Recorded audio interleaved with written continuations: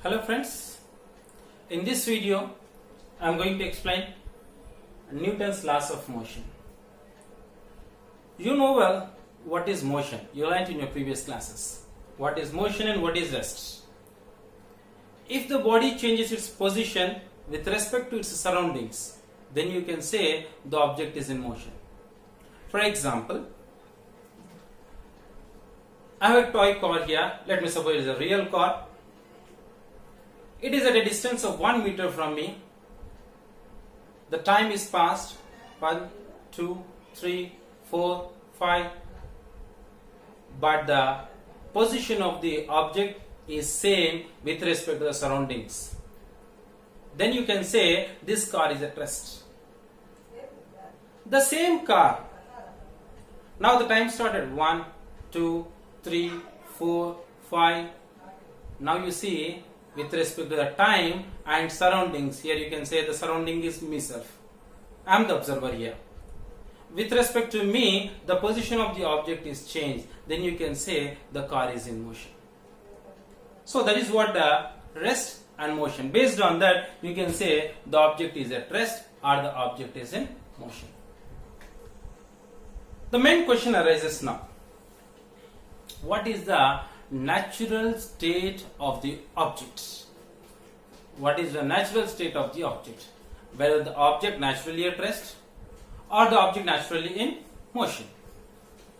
Many of the people for many years, including the great philosopher Aristotle also, suppose that the natural state of the object is rest. Why? Because if you push any object, for example, you kick a football, the football will move into the ground for some time and it comes to rest. If you push a car or any object you may take in your surroundings, if you apply any force on it, it started to move and again it comes to rest after some time.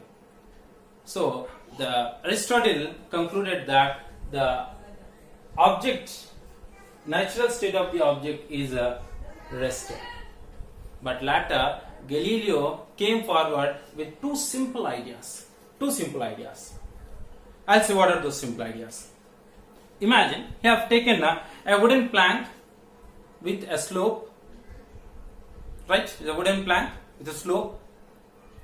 If you leave this object from certain height, then what happened? Its speed increases, right? On the same slope, if you push the object in upward direction, what happened?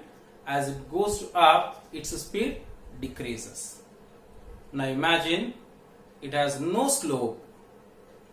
Then what should happen? The speed of the object should neither increase nor decrease. But what happened now? If I push, it is coming to rest. Batao kyun? Why it has happened? Who is stopping the ball? If the ball is moving downward, its velocity increases.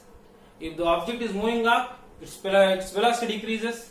It is neither it is not moving on any slope. It is flat. Then what happens? Even though the body is coming to rest. Why? Why? Because there are some forces which are now known as frictional forces, which are making the body to come to rest. Are you getting me? So here Galileo imagined a frictionless atmosphere, which is practically not possible, but Galileo imagined a frictionless atmosphere. There he concluded that under the absence of the influence of the external forces, and the external forces the sense object మీద బయట నుంచి ఏ రకమైనటువంటి force పని చేయనంత వరకు the object continues in its state. Means if a body is in motion, it should be in motion, uniform motion. If the body is at rest, it should be at rest. So what is the reason behind the rest or the motion of the object? The reason is the force. some force is the reason to make the object to move or to make the object to at rest.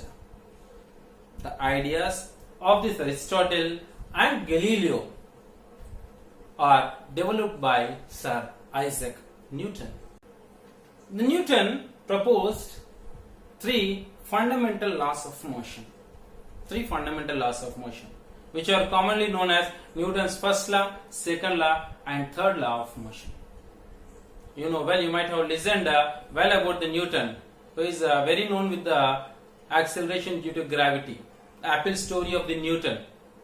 When the apple has fallen down, he started thinking why the apple has fallen down. क्यों ऐसा क्यों हुआ? He did not catch the apple. That's what I trust the statement. Great people will not do the different things. They do the things differently. Falling of apple, stone, lemon, raindrop is very common to all. But the question raised in the mind of the Newton is making him popular. So think little differently so that you too can go to a great extent. Right, children?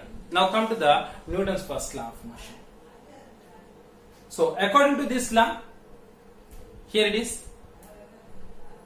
Until unless you apply any force on any object, the object will not change its state of rest or motion.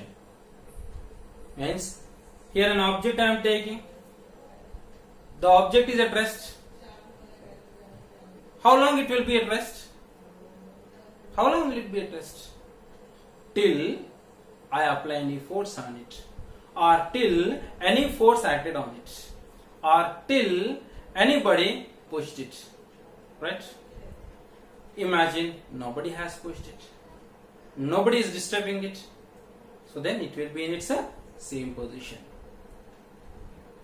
So the body remains in its state of rest till an external force is acting on it.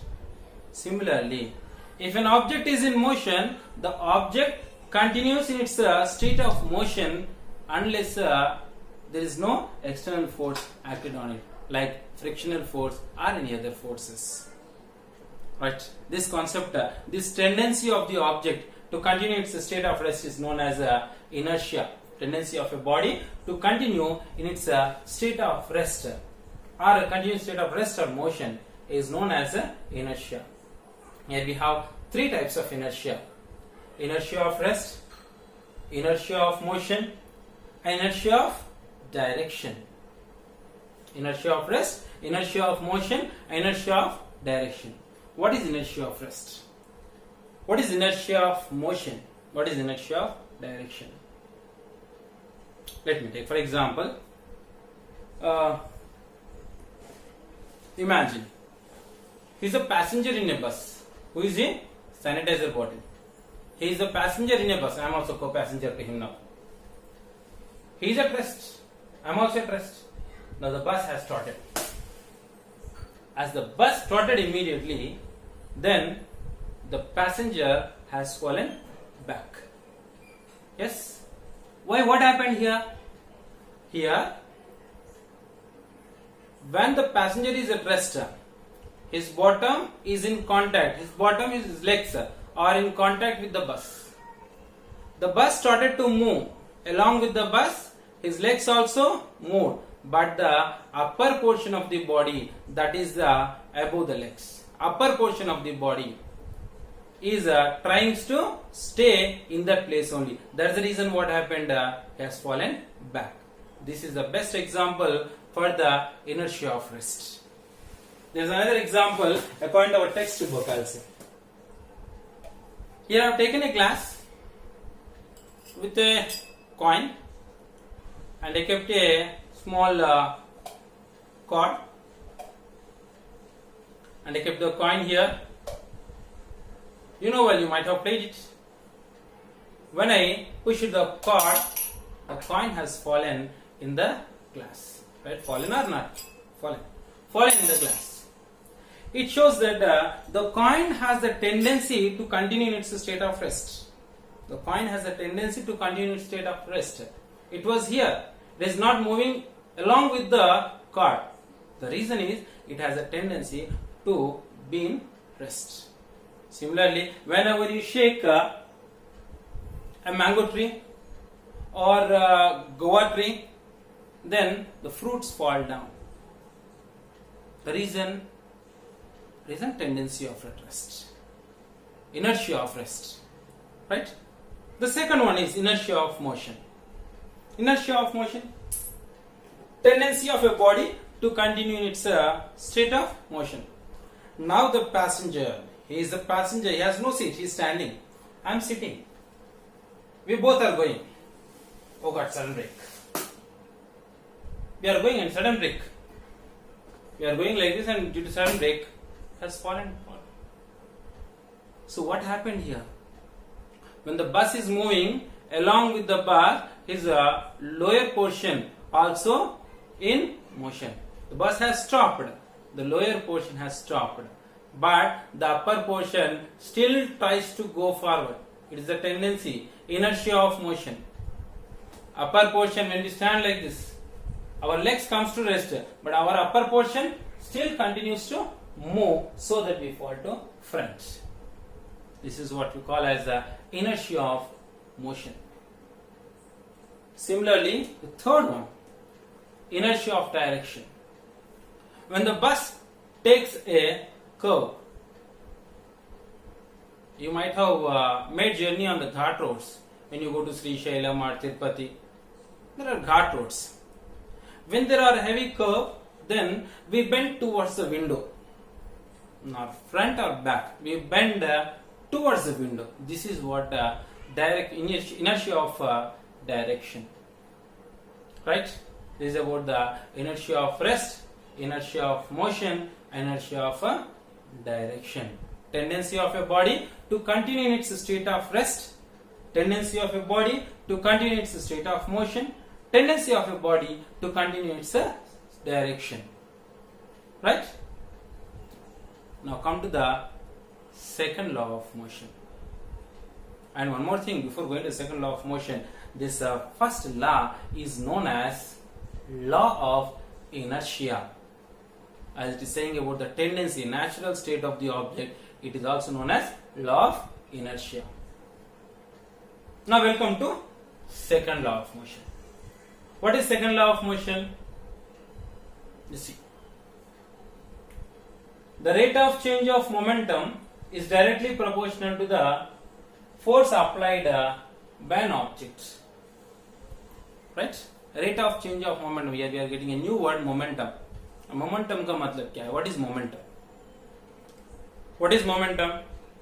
See, momentum is the, here you can see, momentum is the product of mass and velocity. Mass and velocity. Means the momentum, the units of the momentum also given there. Mass is kilogram, velocity is meters per second. The rate of change of momentum. If change in momentum is more, then the force applied will be more. If the change in momentum is less, force applied will be less. That is what Newton's second law of motion. So according to that law, we can write the second law of motion like this. The F is directly proportional to rate of change of momentum, dP by dt, or delta P by delta T. What is momentum? Momentum is mass into velocity. So in place of P, we write m into V by T. Right? V by T, velocity by time. Velocity by time is the acceleration. Right? Now what you are getting? F is equals to, F is proportional to m into A. Then what is next? F is equals to K into m into A. What is K there? K is the proportionality constant. If you suppose K as 1 unit value, then F is equals to m into A, which is the most popular Newton's formula. F is equals to ma. Right? That is the Newton's second law. A little more about the rate of change of momentum I will say to you. For example, if you jump from certain height, if anybody asks you to jump from certain height, what do? Will you jump directly, or you will see how the surface is? I know 100%. You will see how the surface, whether it is hard or soft. Any cushion is there, or pillow is there, or any cot is there, then you'll jump. Or if sand is there, grass is there, then you'll jump. Or else, you never try to jump. Yes? Reason what? Whenever you jump on any cushion or any soft surface, then what happened? The rate of change of momentum will be less. Then the force applied on you will be less. Right? A cricketer catches a ball. Whenever he is catching the ball, he will make his hands to move back. What happens if you hold the ball like this rigidly? Then the ball comes to rest in a small period of time. When the ball comes to rest in a small period of time, rate of change of momentum will be more, then force applied will be more. When he is making his hands to back, it takes some time to come to rest. So rate of change of momentum will be less, then the force applied will be less on the hand, so that he will get little hurt. Right? That is the Newton's second law of motion. Now come to the third law of motion. अरे ये तो सबको पता है. Newton's third law of motion. For every action there is equal and opposite reaction. Yes. For every action there is a equal and opposite reaction. If A and B two objects are there, like you are taking a ball hitting to the wall, then the ball comes to back. Right? The ball is applying the force on the wall. The same force is applied by the wall on this ball, so that the ball is moving to back. And you are well known with the secret behind the movement of rocket. Newton's third law. The hot air is pushed to back through the nozzle, then the rocket moves to up. Yes or no? You might have played with the balloon. Let us play with the balloon also, no trouble. Right? You know well what happens now?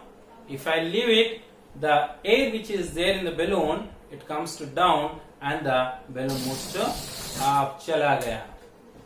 Right? This is what Newton's third law. F action is equals to minus F reaction, where minus indicates the opposite direction. Forces are opposite in direction but equal in magnitude. These are the three laws of motion what we learnt in this video. Thank you very much. Thank you very much. Thank you. Bye bye.